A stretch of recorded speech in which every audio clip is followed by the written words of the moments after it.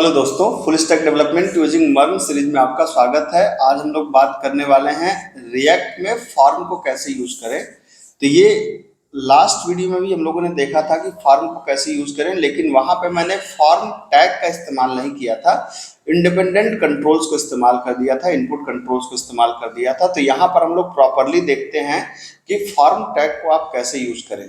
तो मैं बिल्कुल पिछला वाला एग्जांपल ही फिर से आपको लेता हूं। जैसे अगर आपको फॉर्म टैग यूज करना है तो हमें 2 नंबर जोड़ने का एक बहुत बेसिक सा प्रोग्राम मैंने बनाया, add.js नाम दिया मैंने इस कंपोनेंट का।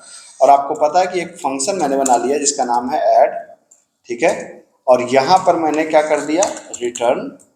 और यहाँ पर मैंने क्या कर दिया, रिटर्न के अंदर फ्रेगमेंट लगा दिया। और फिर यहाँ पे मैंने कर दिया एक्सपोर्ट डिफॉल्ट और फिर कंपोनेंट का नाम, आपको पता है ये चीज। अब यहाँ पर मुझे 2 नंबर जोड़ना है, तो पिछले क्लास में मैं फॉर्म का इस्तेमाल नहीं कर रहा था, इस क्लास में मैं इस्तेमाल करूंगा फॉर्म टैग का, ठीक है। अब फॉर्म के अंदर मुझे इनपुट टैग लेना है। जैसे मान लीजिए कि मैंने इसको थोड़ा सा सेंट्रलाइज कर लिया, जैसे मैंने कहा सेंटर में हो जाए, थोड़ा सेंटर में हो जाएगा तो थोड़ा सा अच्छा दिखेगा, इसलिए इसको मैं सेंटर में कर दे रहा हूँ। और यहाँ पर आप देख सकते हैं कि यहाँ पर मैंने सीधा किया इनपुट टाइप इक्वल टू, यहाँ पर मैंने कहा input type equal to text, और चाहे तो मैं प्लेस होल्डर यहाँ पे जोड़ दूँ, प्लेस होल्डर इक्वल टू मान लीजिए मैंने कहा फर्स्ट नंबर, ठीक है। ये प्लेस होल्डर हो गया हमारा। उसी तरीके से मैंने यहाँ पे br लगा दिया। और यहाँ पर मैंने फिर से एक दूसरा कंपोनेंट लिया, मैंने कहा input type equal to text और प्लेस होल्डर इक्वल टू मान लीजिए सेकंड नंबर कर दिया मैंने। और मुझे सिंपली इसमें क्या करना है, यहाँ पर एक ऐड करना है, तो मैंने यहाँ पे कहा बटन, और बटन का टाइप इस बार मैंने क्या ले लिया, सबमिट। और यहाँ पे मैंने कहा ऐड। ये तो नॉर्मल बटन है आपके पास, इसमें तो कोई खास बात है नहीं, ठीक है। मैंने आपको बताया था, मैंने ये फॉर्म का इस्तेमाल नहीं किया था, बाकी सारी चीज़ें वैसी ही थी। अब यहाँ पे आपको पता है कि जब मुझे कंपोनेंट्स को इस्तेमाल करना होता है, कि जैसे मैंने कहा कि भाई मुझे पहला नंबर लेना है या दूसरा नंबर लेना है, तो आपने क्या किया था, यहाँ पर आपने एक स्टेट बनाया था।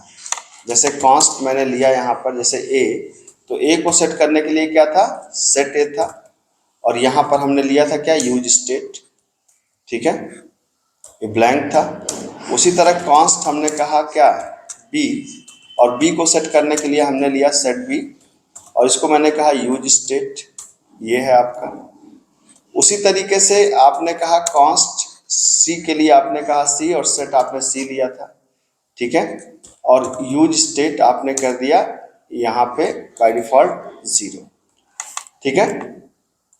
तो यहाँ पर मैंने, ये तो है मतलब स्टेट को सेट करने के लिए।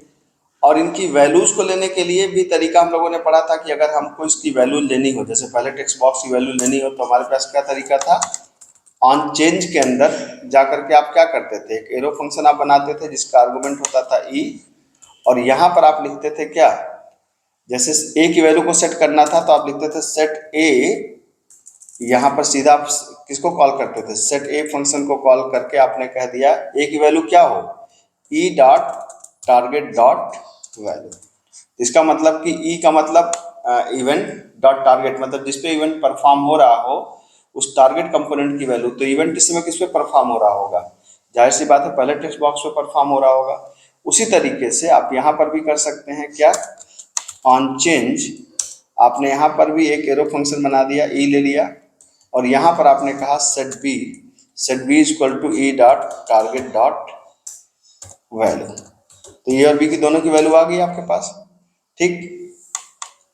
अब मुझे यहाँ पर इसको ऐड करना है, तो ऐड करने के लिए भी आपको पता है कि हम लोगों ने यहाँ पे लिखा था कि ऑन क्लिक पे हमने कहा था कि यहाँ पर भी एक एरो फंक्शन हमने बनाया था, और कहा था कि सेट सी, मतलब सी को क्या सेट कर दो, ए की वैल्यू प्लस बी की वैल्यू।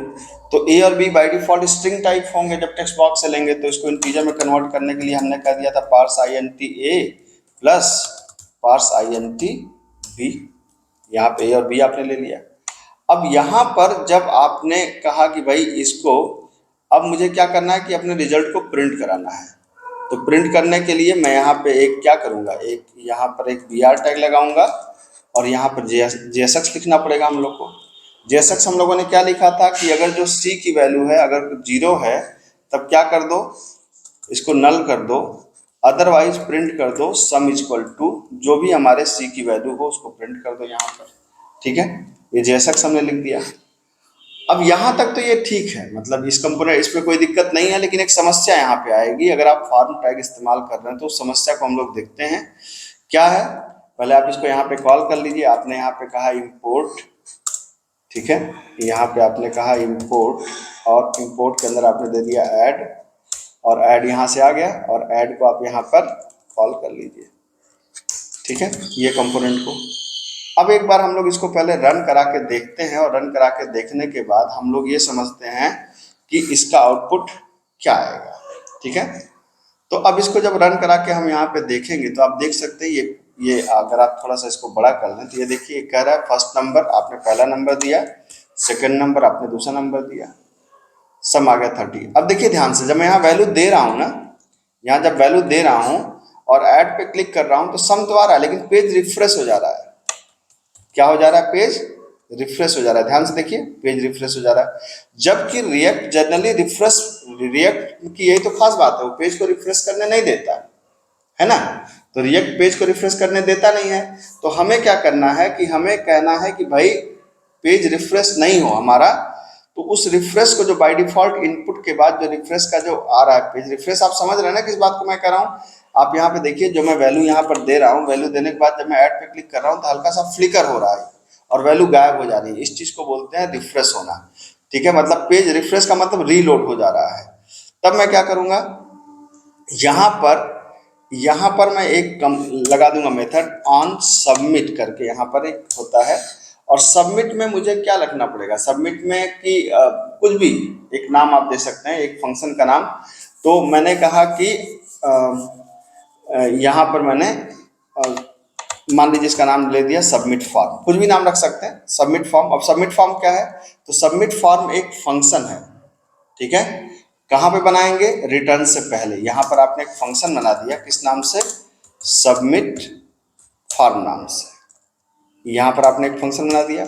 अब ये सबमिट फॉर्म क्या है, ये वही वाला फंक्शन है जो यहाँ पर आपने दिया है। अब इसके अंदर आप क्या पास कर देंगे, इवेंट को पास कर देंगे।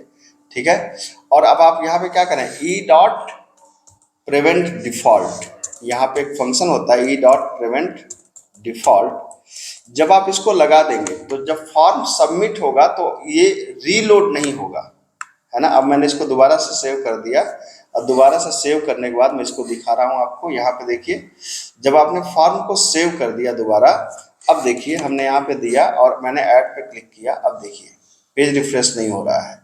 ठीक है, पेज को रिफ्रेश करने से हम क्या कर दे रहे हैं, रोक दे रहे हैं।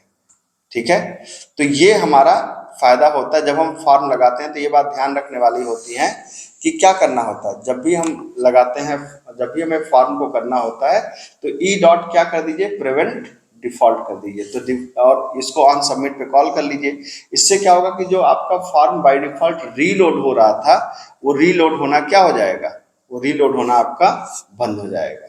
तो मुझे विश्वास है कि आपको ये कंसेप्ट समझ में आया होगा, और कंसेप्ट समझ में आया तो वीडियो को लाइक शेयर सब्सक्राइब जरूर करिए। मिलते हैं अगले लेक्चर में। Thank you so much.